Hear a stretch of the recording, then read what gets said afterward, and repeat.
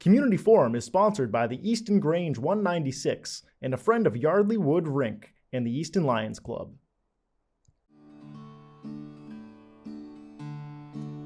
There's a storm across the valley, the clouds are rolling in.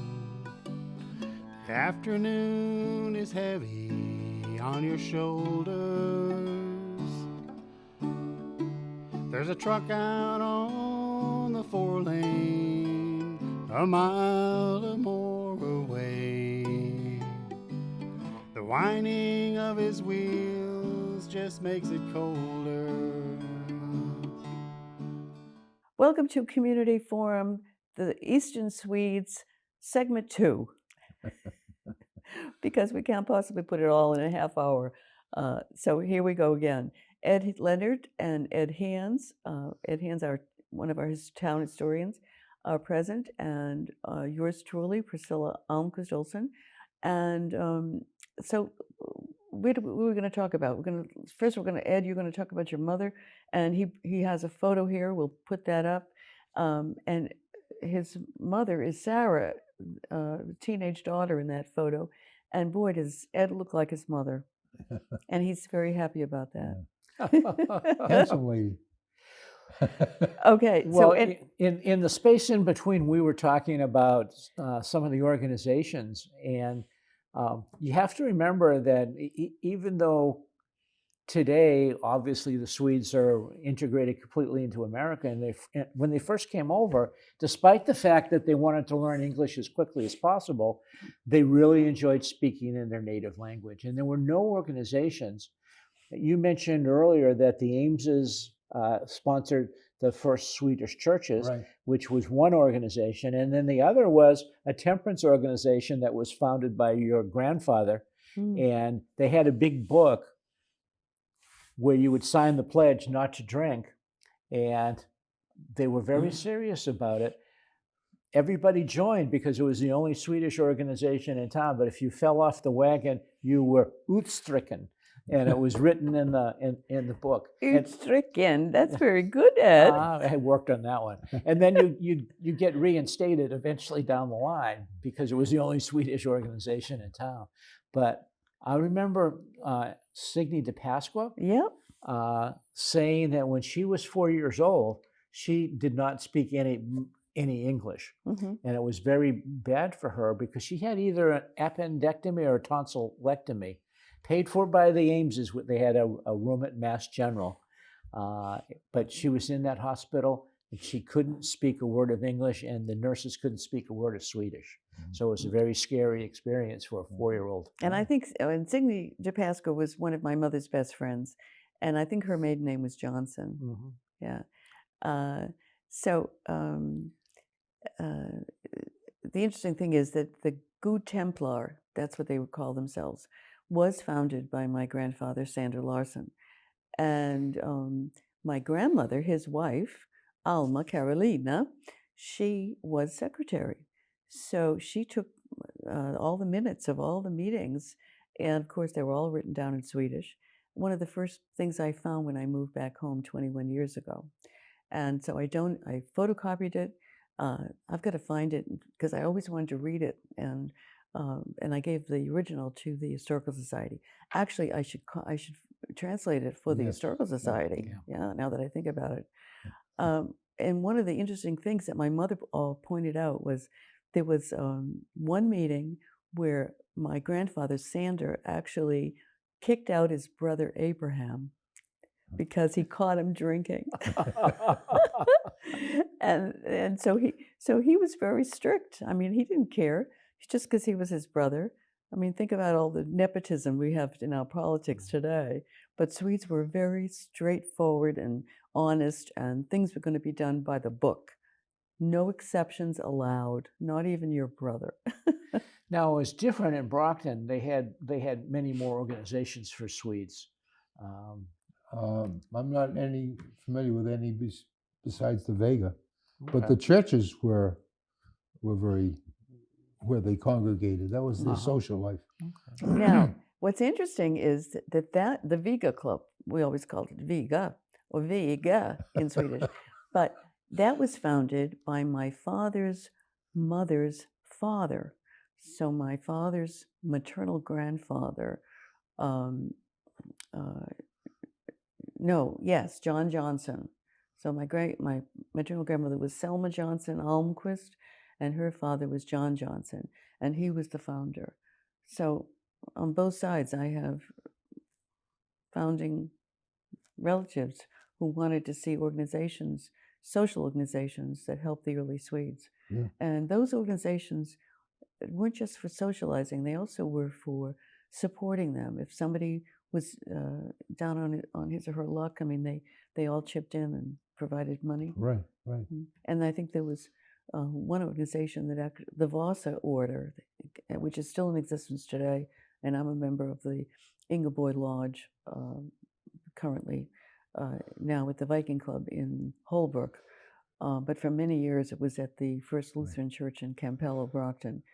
And insurance was health insurance. And this is because there was no such thing. So the Swedes were very early on with health insurance. Think about it. You know, even before America had that program. Right. The government of Sweden, absolutely, they were much more advanced that way, and also for paying for more advanced education as well. And that's the way we see it. But in the 19th century in Sweden, there were famines, just like there was a potato famine in Ireland, and conditions weren't that good for a lot of people. So the government tried to help, but immigration was also an alternative. Right, and so many came to Easton, and those who had no family, as I had said in the first segment, had my grandfather's name, and they came to Easton. So you remember Gus Rydholm? Well, he came from Orst, and there are a lot of people and their descendants who are still residents here in Easton. So it was a small island, but it had a powerful impact here in Easton. Well, Ed, you brought a lot of stuff with you. And Well, one of the things I want to hear more about is this explosion. Yeah. And so what's that story? It's not Easton, but yet it's got Swedes. Well, the name Easton comes up in the story. Yeah. This is a family photo of my grandparents, my 4 aunts, and an uncle. And I never met my grandparents because they died before I was born. And the 4 girls were part of my life. They hung together very closely. And if they didn't want us to hear anything, they spoke Swedish. They all could write and read Swedish, and we never picked up on it. And it's interesting, you mentioned the temperance. The older brother, David, he died an alcoholic. I never met him either, but I knew these 4 girls. And part of that story is in 1905, my mother was then 7 or 8 years old, and she was the second youngest. And they lived on Temple Street, just in Campello, just off Main Street. And across the street, down 1 block, was a Grover shoe factory. And my grandfather worked as a supervisor on the 2nd floor of the girls stitching shoes. Grover Shoe was an up-and-coming factory, not the George E. Keith or the Douglas Shoe, but they were a growing company and doing very, very well, and had all the latest equipment. They had a big building full of glass windows so they got natural light, and they made the best shoes in the city. 7:30 on a Monday morning, it blew up. And here's a article that was printed in 2005, 100-year anniversary, remembering Brockton's greatest tragedy. Officially, 58 people died. Oh my. But 150 were injured, and many of them died. And there was another 100 that survived. And there was over 300 in the building when it blew up. The boiler went up through the roof and knocked a house off its foundation a block away. Not only did the factory burn down, but 5 or 6 homes in the neighborhood also burned down. And my grandmother was headed up to buy the newspaper on the corner of Temple and Main Street, and all of the apparatus was going down to the fire. This is what it looked like.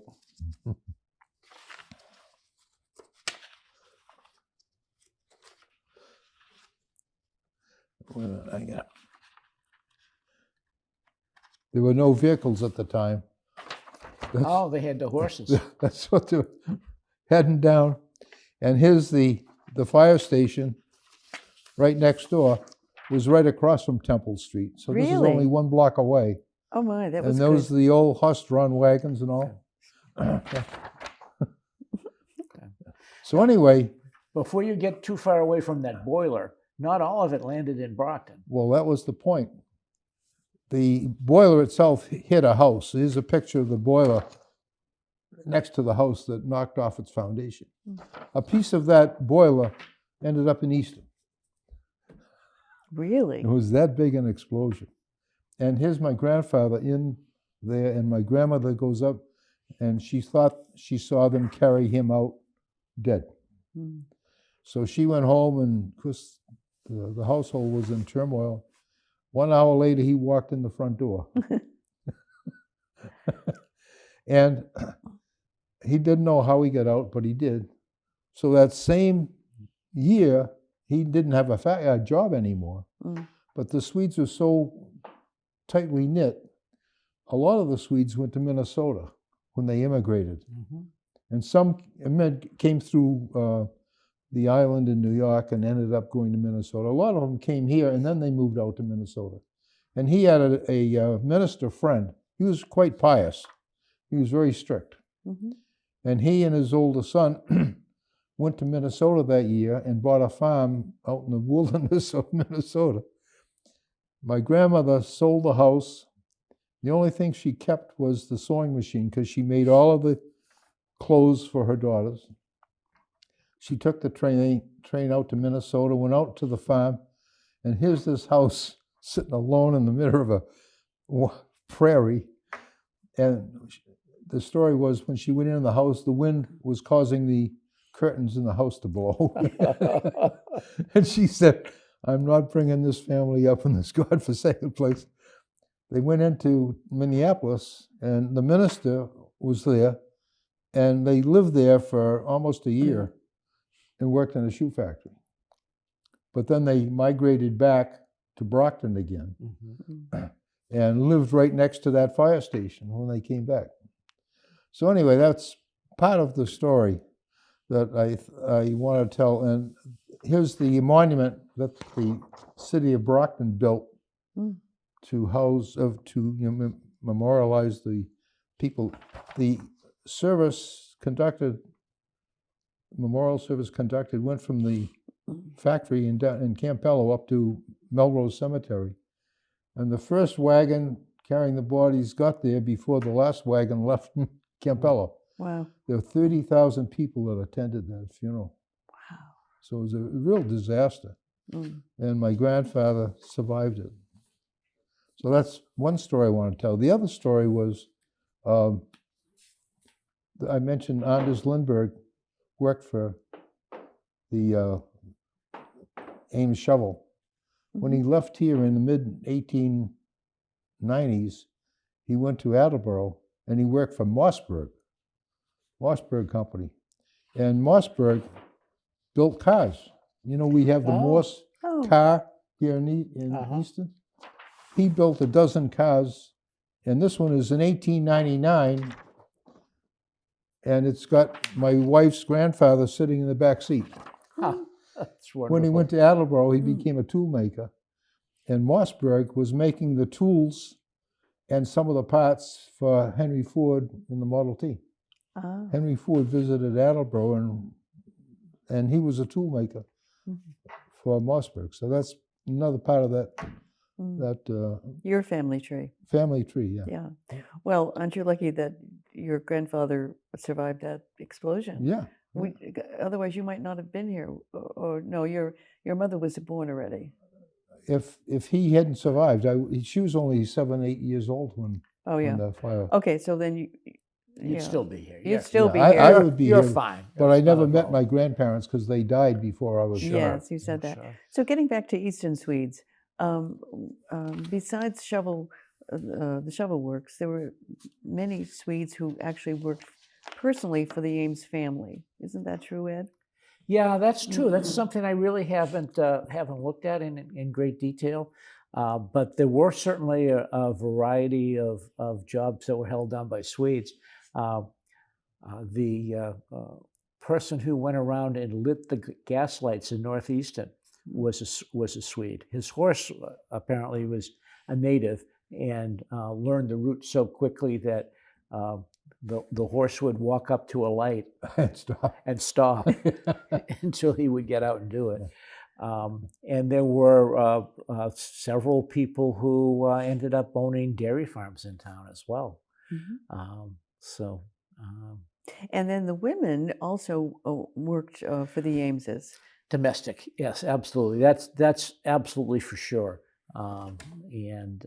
Because they were excellent cooks and kept tidy homes. Well, yes. wasn't that part of the sponsorship responsibility that they had to have a job to go to No, when they immigrated? No, not originally. You just had to have your sponsor, and hopefully a little bit of money, because they always would ask you how much money you had. But I thought they had because a lot of them went. My grandmother became in the 20s. Worked as a maid in a home in Brockton for the shoe factory. So my famous grandfather, who did so much for Easton, Sandra Larson, we talked about being on the first board of directors of Bank of Easton's forerunner, the Eastern Cooperative Bank. He started the Gut Templar, which was the temperance society. He started English classes for the Swedes. They could learn English. He helped them with their naturalization papers so that they could become citizens. He worked at the shovel works, and in those days, you worked 10-hour days, 6 days a week. So the only day you had off was Sunday. And on July 20th, 1918, when a lot of people were dying from influenza, from the flu, my grandfather it was a very hot July day. He was painting the house. Why? It was the only day of the week that he could work on his home or do whatever needed to be done around the house.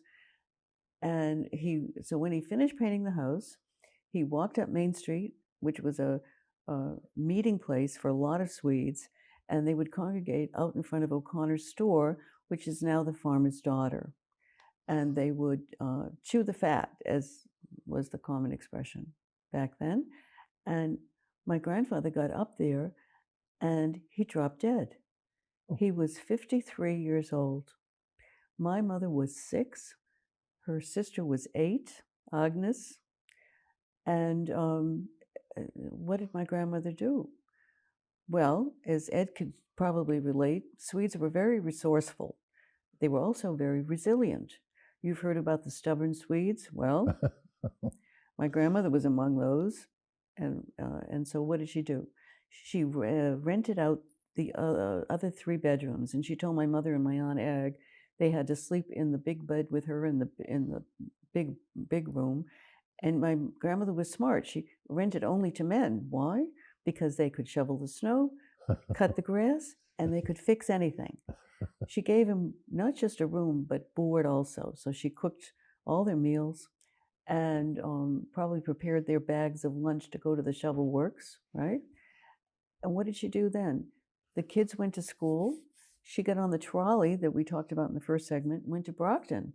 And she went to the, Ed Leonard, you talk about the shoe factories in Brockton. All those rich shoe factory owners needed cleaning ladies. And that's what my grandmother did. And in her spare time, she took in washings, and I think we still have that scrub board that she used, to do the washings, and she did the ironings. So she worked very, very hard. And my mother and my aunt worked for Dr. Porter. We all remember. My doctor. Did he deliver you? No, we moved in when I was 6 or 7. Oh. But Dr. Porter on Day Street. Yeah, and on Day Street. And I think he delivered me. I'm sure he did. And he would come to the house, and I can remember bending over and giving me a shot in the rear because I was too scared to get it in my arm. But he always did house calls. And he was a good friend of the Ameses. And often they were invited to Dr. Porter's house. So my mother and I would work for Dr. Porter and Mrs. Porter, and they learned how to set a table, they learned how to serve, and they were the cooks and the cleanup crew. And for this, I think they got 25 cents for a whole day's work.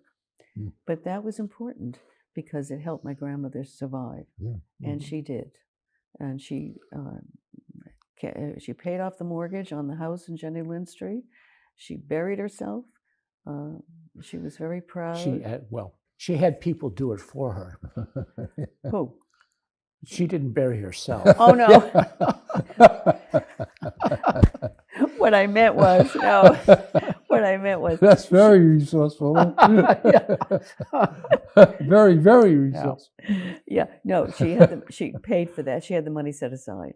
So she, And you know, she had an impediment her whole life.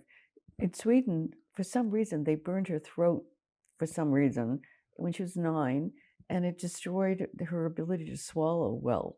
So all her food had to be ground up, and so because she couldn't swallow. What you would do if you had tonsillitis, Yeah. you take the tonsils out, and then you cauterize it with a hot iron to make sure you didn't bleed. Oh. That's what happened. Oh, thank you, Ed. I never figured that out. And so it would take her 2 or 3 hours just to eat a meal. Wow. So she didn't eat very much or very often, and she was always tall and slender. And but she, she took care of her family. Well, that story leads me in 2 directions. First, there's a family scandal. Your Aunt Agnes married a Norwegian. Oh, yes. and I remember when I was writing Easton's Neighborhoods, your aunt was still around and had a lot of stories because your mom had passed away. And I always enjoyed that. He was quite a person, very scientific. Were there a lot of Norwegians in town or around? No, there weren't. But he came from an island off of Arendal, Norway, on the east coast, south of Oslo. And he came to his sister, who had come before him. Actually, the parents had died, and Johanna, the older sister, went to Norway and got my uncle Sigurd and his brother Olaf, and brought them to America, and they lived in Revere or East Boston. And my Aunt Ag was invited there for some reason, and she met Sigurd. And the story was that at first glance, she knew she was going to marry him. That's a wonderful story. But he was very smart. And, you know, Einstein had an IQ of 180, and so did my uncle Sigurd. He was brilliant. And he became a machinist, like a lot of Swedes did. Even here in Easton, there were people, tool makers, machinists, right? And he was so smart that during World War II, he supervised MIT graduates who were working on the Manhattan Project. You know. And he finished his career working in the space program. Yes. Yeah. So. And he was at the Air Force Base. What was the name of that in Mass? Hanscom. Hanscom Air Force Base, and everything was secret. It was so secret he couldn't talk about anything, and he was really closed-mouthed. He also loved history, and he was so smart that he could. I remember when I was growing up, he and I just loved to sit together and talk. He was like my second father because he was an intellectual, and I was a curious kid and teenager. And I can remember him quoting Rudyard Kipling. So he transitioned from the Norwegian very quickly. But then again, he was so smart that it wasn't a burden for him. But next to the bed, he had books stacked up, and he could tell you all about American history as well as European history. He had a wonderful mind, and even until his death, he was, thank God he never suffered from dementia, Yeah. So. Now, you mentioned that your grandmother was tall and thin, and I think we should probably say a word or two about the Swedes' contribution to Easton's athletic program, particularly women's athletics, because Swedish girls did tend to be taller than the average American norm. And our basketball teams were very successful on the third of the 20th century, usually with Swedish girls as the forwards and the centers and Irish girls as the guards. And your mother was on a team that came one part of food poisoning away from winning the state championships themselves. And that center was Sonia Martin, who was Sonia Carlson Martin. Many of you know Ricky Martin, who's a former selectman and always speaking up at town meetings, as he should. And anyway, she was the center, and they were. My mother was a forward, and Helen O'Neill, who was my mother's best friend, who I always called Aunt Helen, she was a guard. So the Irish were the guard, and Helen would set up the plays, and my mother would, and she'd get them to my mother, and my mother would dunk the ball. But Sonia, back in those days, after one side made a basket, or whoever made the basket, it would come back to the center court, and the two centers would jump for the ball. Mm-hmm. And Sonia had these Abraham Lincoln long arms and long legs, and she would get that tap off to Helen. Helen would make the play, get it to my mother. My mother would shoot and swish. And they were, so she got food poisoning the night before in the state championship in Ware, Massachusetts. And they lost by 3 points, 31-28. Of course, who scored all those 28 points? Enid Larson, Almquist, my mother, and she's in the Olive Williams Athletic Hall of Fame. So you're right. They were a powerhouse. And the Bromans, Sylvia Broman, she went to the Olympics in high jump and so forth. I mean, she's probably the best female athlete ever in the history of Olive Williams High School. And my mother played basketball after high school with Helen, YMCA in Brockton, or YWCA in Brockton, and they were the best forward and guard in all of New England. That was Enid Larson and Helen O'Neill.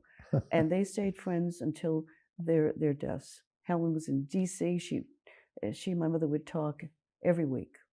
And so that was a wonderful experience. And when in the 1950s, I played basketball, and they had this crazy half-court thing. Women were so fragile now in the 1950s. They couldn't play men's rules like my mother did, full court. And now today, of course, the women are playing just like the men play. Anyway, but women's sports were really big back in the 20s. And that's how my father met my mother. He was a big basketball star for Brockton High. And he must have met my mother at a Friday night game. Imagine the women playing Friday nights. That was it. Well, our segment is up.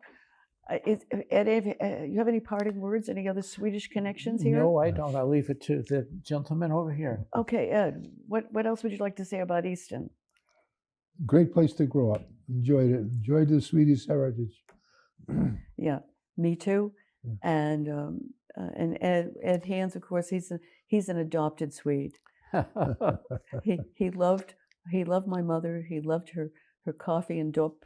And her stories. And her stories. And apparently a part of the book, his Eastern neighborhoods about the Swedes, he got most of that information from my mother and from my Aunt Ag, too. Yep. Okay, so that's it. Segment 2.